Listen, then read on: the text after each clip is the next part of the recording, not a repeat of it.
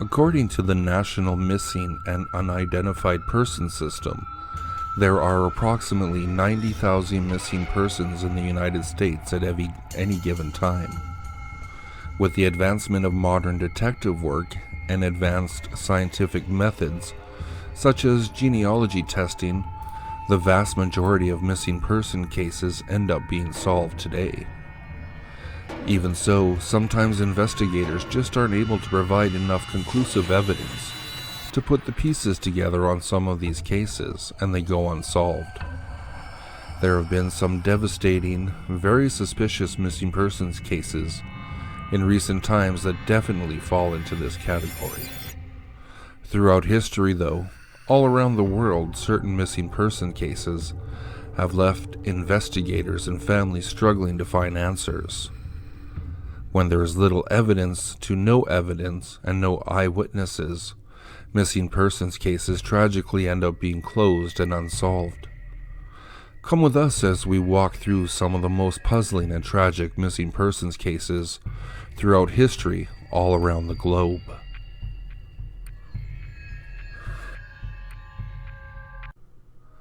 Malaysia Airlines Flight 370. Malaysia Airlines Flight 370 left Kuala Lumpur Airport in Malaysia on March 8, 2014. The plane disappeared in the air en route to Beijing Capital International Airport. The plane was flying over the South China Sea when air traffic control lost communication with the aircraft. Military radar was able to locate the plane on its channels and continue to track the flight path for another hour. The aircraft definitely deviated off the original flight path and headed west, crossing over both the Malay Peninsula and the Andaman Sea. The plane fell from military radar approximately 200 nautical miles northwest of Penang Island, which is in the northwest peninsula of Malaysia. What happened to the plane and the 239 people on board remains a mystery. Some debris was located, yet the actual plane itself never was. The search for the wreckage in the ocean was extensive and included a search of 4,600 feet of ocean floor. Obviously, the search yielded little results.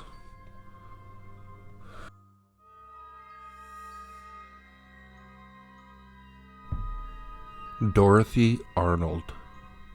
Dorothy Arnold was a New York socialite and the daughter of a very wealthy high society perfume importer. On December 12, 1910, Arnold left the family home and headed to Fifth Avenue in New York City to buy a dress for her sister's upcoming debutante. She never returned home and was never seen again after that day. She left the home with what would be the equivalent today of approximately $800 on her person. It can be verified that she did make it to Fifth Avenue, where she did a little shopping. She bought chocolates and visited a bookstore where she purchased some books. Outside the bookstore, she ran into a friend. The two chatted for a few minutes before Arnold's friend excused herself to go and eat lunch with her mother. The same friend did see Arnold one more time at approximately 2 p.m. on 27th Street. The friend reported that Arnold told her that she was going to take a walk through Central Park, but it cannot be verified whether Arnold actually made it to the park. She was never seen again.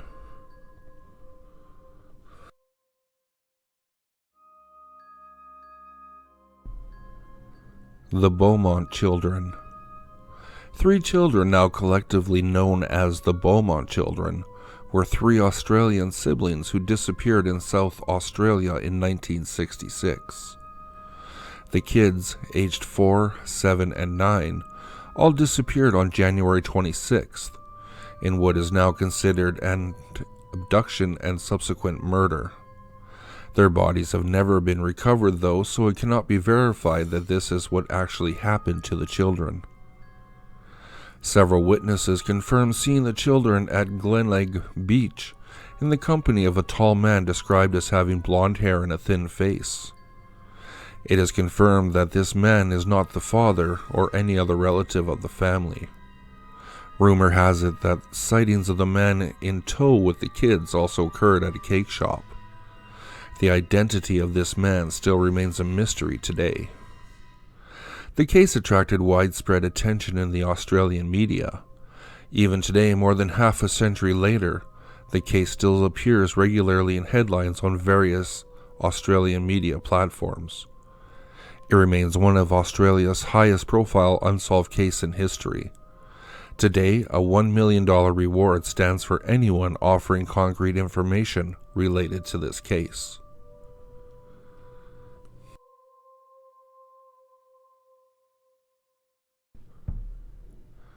Susan Powell.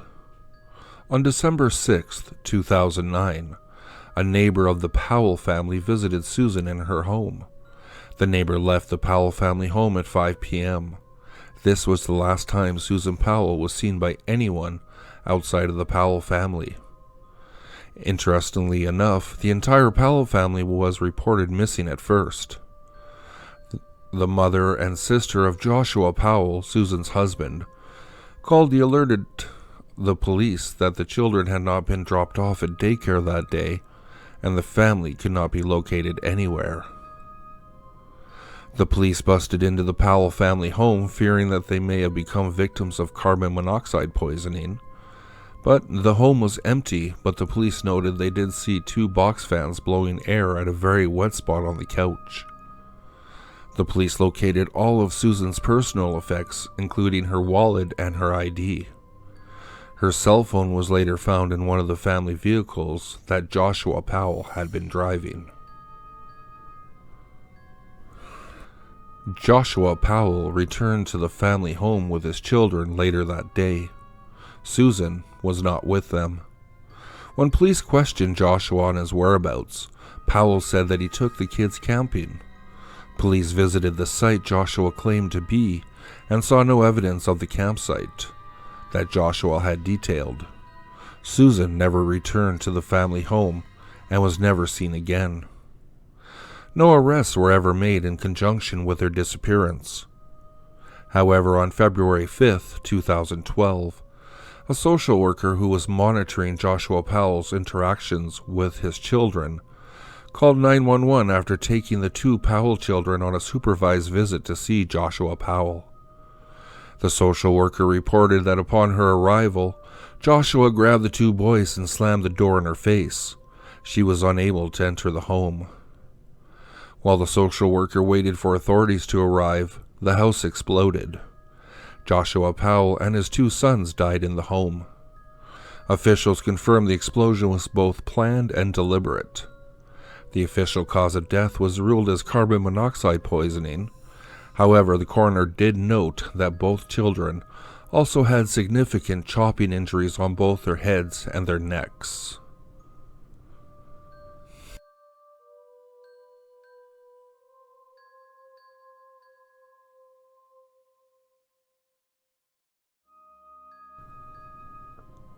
Natalie Holloway. 18-year-old Natalie Holloway disappeared in Aruba during a high school graduation celebratory trip with some of her classmates and 7 of her teachers.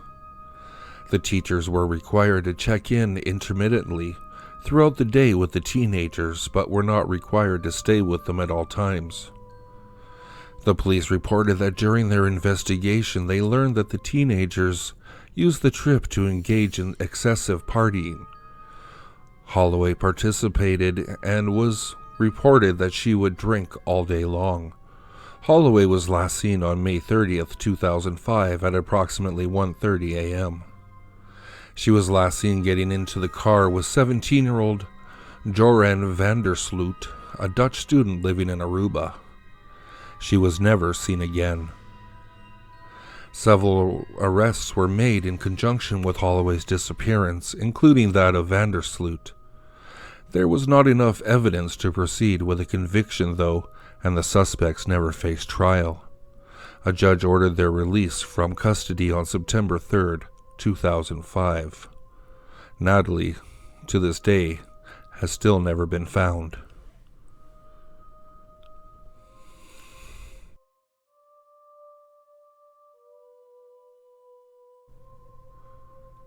Megumi Yokota. In November of 1977, 13-year-old Megumi Yokota went missing while walking home from school one day in the western Japanese town of Niigata. At the time of her disappearance, no one knew what happened to her. However, some years later, it was revealed that the young girl had actually been kidnapped by North Korean agents. In 2002, North Korea confirmed that it had operated an abduction program in Japan during the time of Megumi's disappearance. Japan suspects that 17 of its citizens fell prey to this program. 5 of these people were released in 2002, while the other 8 reportedly died while in North Korea's custody. It was reported that Megumi Yokota died by suicide in 1994 in North Korea. Her remains were cremated and given to her family. However, according to Japanese officials, the remains provided to the Yokota family were DNA tested. The test results came back negative. The remains were not of Megumi. Some of the Yokota family members are convinced that Megumi is still alive in captivity in North Korea.